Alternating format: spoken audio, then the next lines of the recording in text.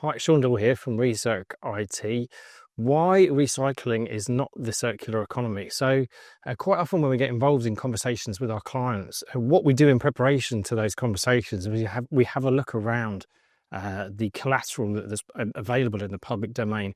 Obviously, now what we're seeing in the public domain in terms of sustainability reports that companies are producing, probably 60-70% of the time that we're researching some of the conversations we're having with our clients, we see the word circular economy.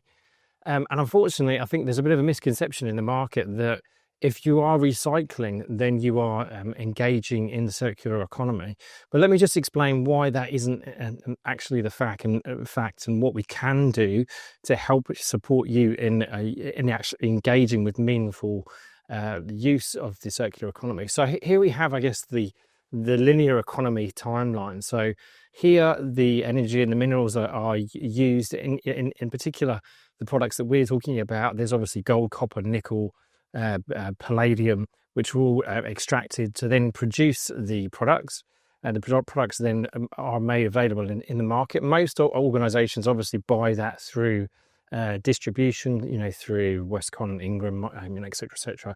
It then goes into use where you would use it in your environment. And then what would typically see is then move that on to disposal and then waste.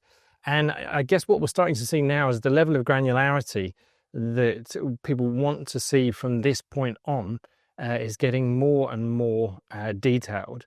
But here's the difference that you can make. And I guess, for all organizations, where you start is the use and the consumption of that product.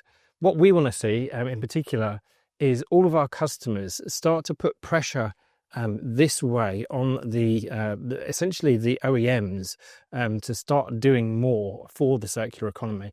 If you wanted to take my opinion, what I would say the biggest difference that the OEM could be making is they could let you use that product for longer. If you can use that product for longer, you delay all of this, you delay all of this. But unfortunately, as you know, what we see here, there's a number of different milestones like end of life, like end of software support, also increasing costs on maintenance, which all encourage you to then move on to the next onto the next generation of product. So here's a few things that you could really do to engage in the circular economy. The first thing, I guess, if you can use that product for longer. So, for example, if you remove this vernacular, these increasing costs, if you kept that product in place for longer, then you would be delaying on some of the consumption. However, if you do have to move that product on, then the first thing that we look to do here is to repurpose the product. So if we can take that product and put that product back into the market, then we have essentially helped and enabled you to then have another customer get access to that product. If they buy that particular product, they might be supporting some older generations.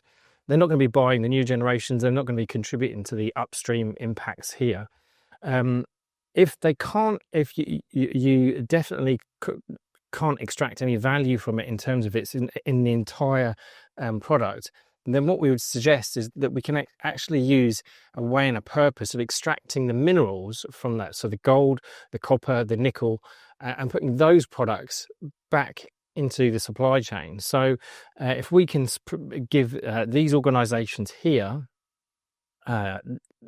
minerals which are essentially, yes, give them a second life, they're reducing some of that footprint of using virgin minerals, which is something again that we kind of read about within these sustainability reports. And the other really huge difference that you could make is instead of always going to the OEMs, that your use, you can actually go to the open market to see if this product already exists.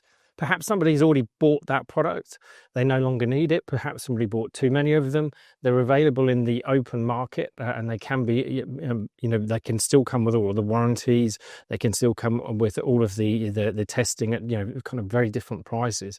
But you're essentially sourcing from product which is already out there. So yet again, you're not you're not consuming brand new products all of the time. So that's why we talk about the fact that recycling that needs a greater level of detail out there in the market around what the actual circular economy is and some of the differences that you can start to make in your business.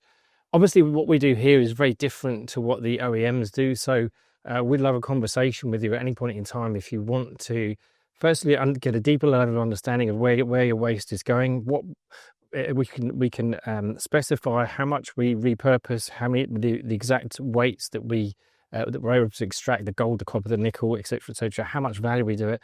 And our guarantee across all of this is we will never charge you to take away that product, because there is always value within that product. And this is the circular economy.